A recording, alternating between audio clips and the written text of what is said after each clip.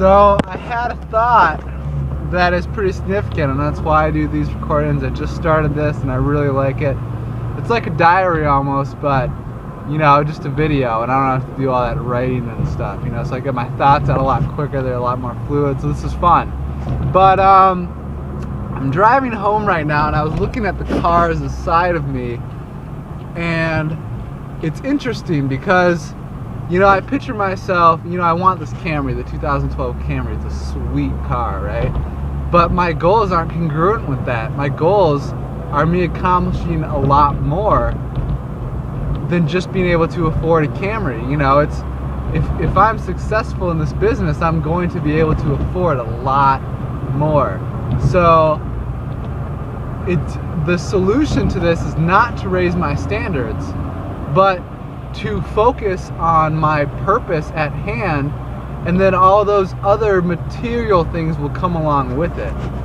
See, I've been making the mistake of focusing on material things and, you know, trying to come up to be able to afford, you know, these material things, and I realized that that's not what it's about, and that's why I'm not being successful, is because, you know, my why is because I want this Camry, but that's selfish, you know what I'm saying?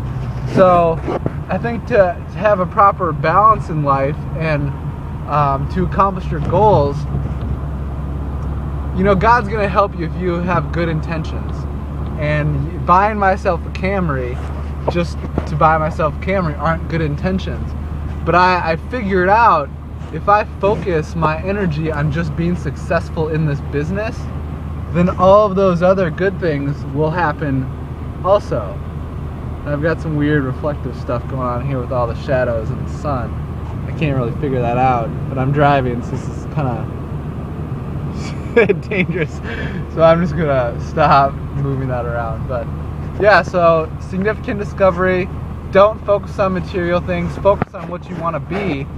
And obviously you think to yourself, okay, the goals that I have, is that congruent with the kind of life I want to live? If yes, then great. If no, change what you want to do, find something different for you to focus on. But it's not about the material things, it's about your purpose. And you can think ahead, oh, will that get me, you know, the life I picture myself living? Yes, then great. But your short-term goals shouldn't be, I'm gonna get that Camry, you know, because as soon as you afford it, you're gonna buy it and you're gonna be broke again, like all that money you saved up, you know. So it's like, just go with the flow, you know. And that's one thing I've kind of learned how to do, is just flow with the universe wherever it's taking me. You know, I have dreams and I have goals and I live by faith, and that's one thing. I've had a lot of opportunities that were unexpected, you know, like my job, for example. I walked in there, it was a small office, it looked kind of shady. There was, you know, like 4 or 5 people working there at the time.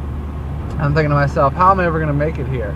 You know, and it was just the most interesting thing, because, you know, a lot of other college buddies of mine, not a lot of them, but actually out of a class of 15 at most, maybe 3 or 4 of them got jobs, and I was one of them.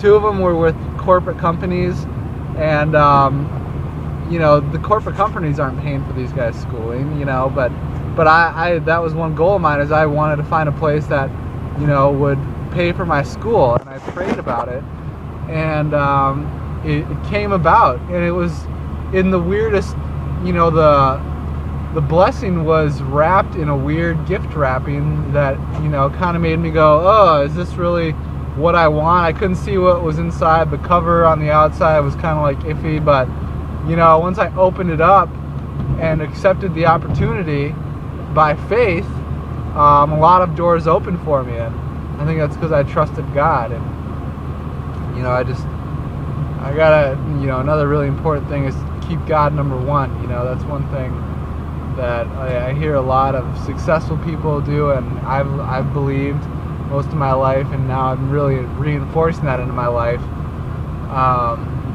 Making God number one, you know, praying to God. Like, I remember back in the day when I had just gotten out of jail, and it was the most amazing thing while I was in jail. Everything that I prayed for came about.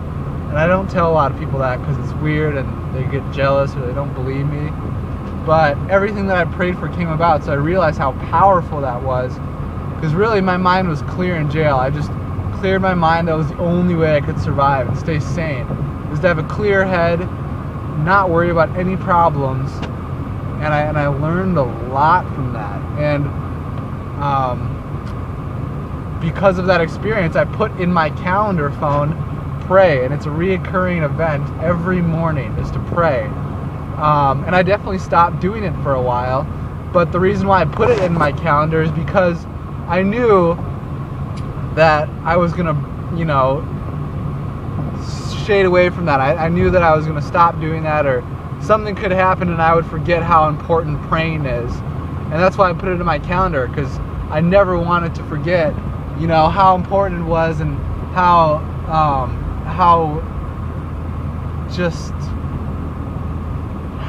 vital it is to reach your goals. It's, pray about it. Ask and he shall receive. He does not receive because he does not ask. It's as simple as that. So I'm going to end with that.